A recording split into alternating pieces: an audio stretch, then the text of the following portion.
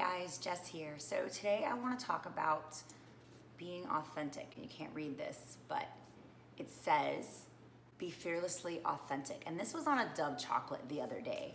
And then I happened to listen to Brene Brown's TED Talk video about vulnerability and courage, and all of this kind of came together, and I was like, man, you know, I really want to talk about this. And so here we are. What does it mean to be authentic in our lives? Is that being who other people think you are? Is that being a version of yourself? Is that being who you want them to think you are? What does it mean to be authentic?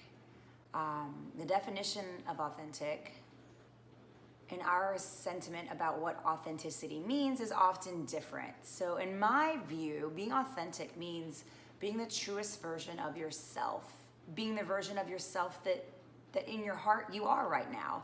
And that version may not be who you were, and it probably won't be who you will be. But right now, today, being who you are in your heart and showing that to your best knowledge, that to me is being authentic. So many times fear gets in our way of being authentic. You know, we're scared of what people will think if we show them who we are. We're scared of being judged. We're scared of not being understood. We are scared that people won't like it.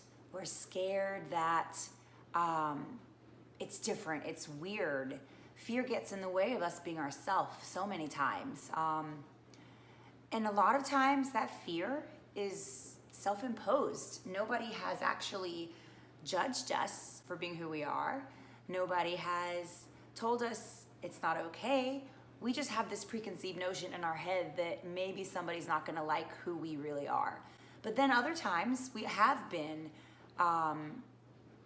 unvalidated on the outside. Somebody has actually shown us, I don't like who you are, or what you've shown me about yourself, I don't like it, or it's not right, or it doesn't fit in here. And so there's some fear that keeps us being held back from being our authentic self that is internal, and there's other fear that's been realized. And both of those are keeping us from being our authentic self. But we have got to think, what is worse?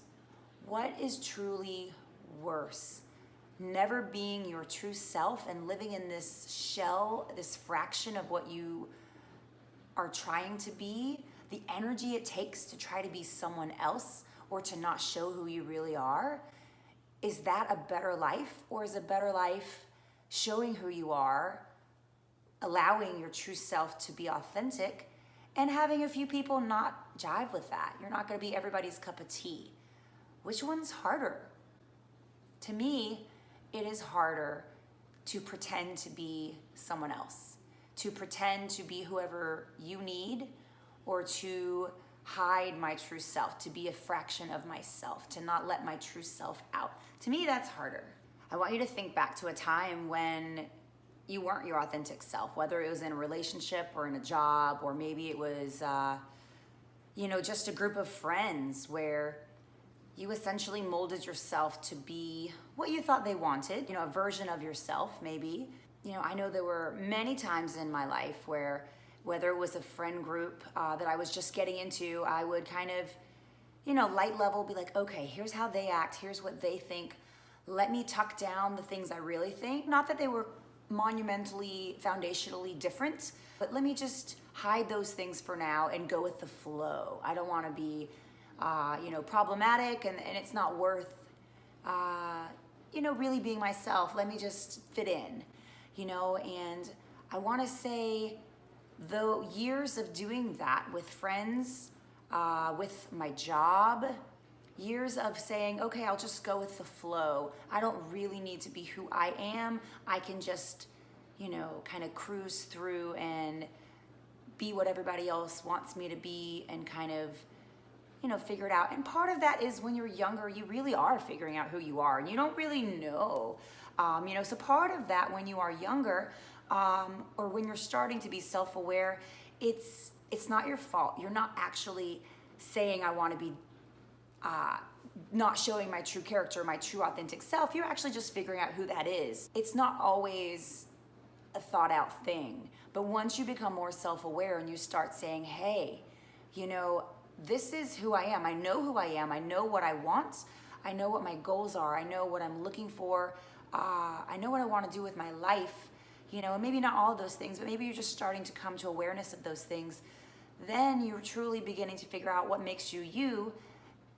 And then at that place, if you are still not being authentic and you're not still fighting for those things and you're not pushing towards people liking you for what you believe in, who you are, the things you have that make you you, then you're essentially dying to yourself. You're not being true to yourself. So moving back to that first question, is it more important for you to be authentic, or is it more important for you to fit in? You know, where are you at in your life right now? You know, are you in a place where you're strong enough, you're independent enough that you can say, you know, I don't have to fit in everywhere. I don't need everyone to like me, but I do want to be known. I want to be truly known. You know, I feel like that's a place of vulnerability. And, you know, we talk about vulnerability like it's a bad thing. We protect ourselves. We put these walls up. But at the end of the day, you guys, vulnerability is the only way we grow. How can people know us if we're not being vulnerable?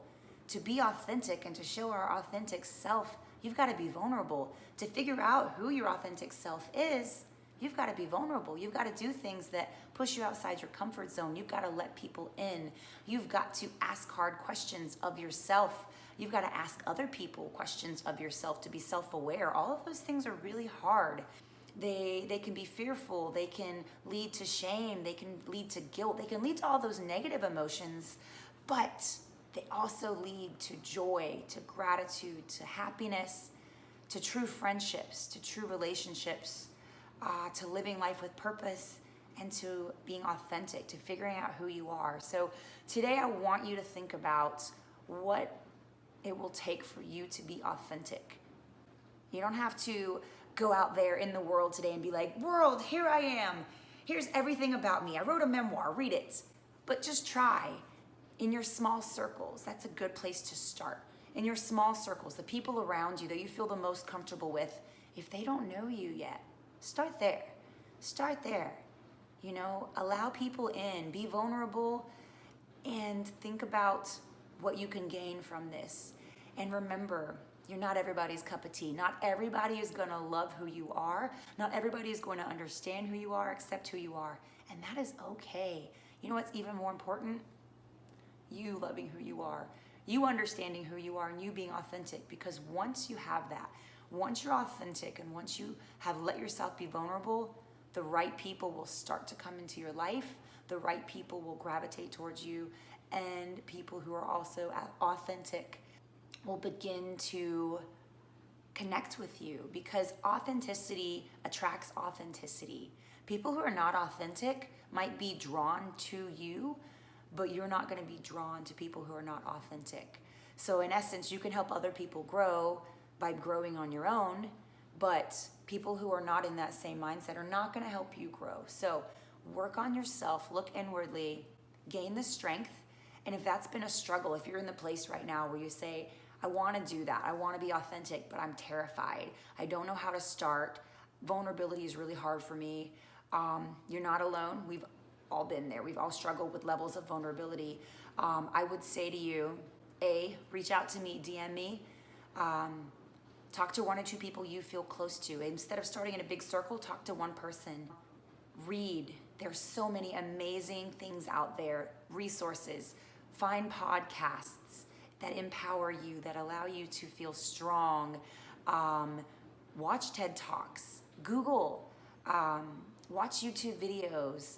The more you pour into yourself, truths and power, and listening to people who are already doing that and have done it and have walked your walk, the more you're going to feel and know that this is normal. People go through this, and you can too. And there is a better place on the other side of this.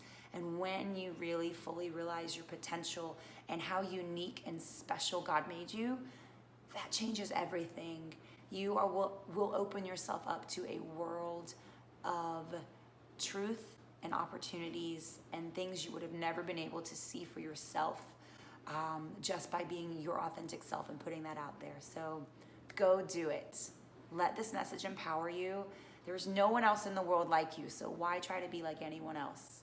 You've got this. Authenticity. That's right. As I sit here in my post dog walk, no makeup, hair sweaty from yesterday. That's what I got for you. I hope you tune in next week to our next episode of this, whether it be about health and wellness and doing something healthier, or it be about personal development and self-growth. Gonna have something new for you. And if you have any ideas, anything you want to talk about, message me, DM me. Don't forget, please, please, please like this, share it with your friends. If you found it helpful, send the link to your friends. Subscribe below so you get a notification every time I share something new. Have a blessed day.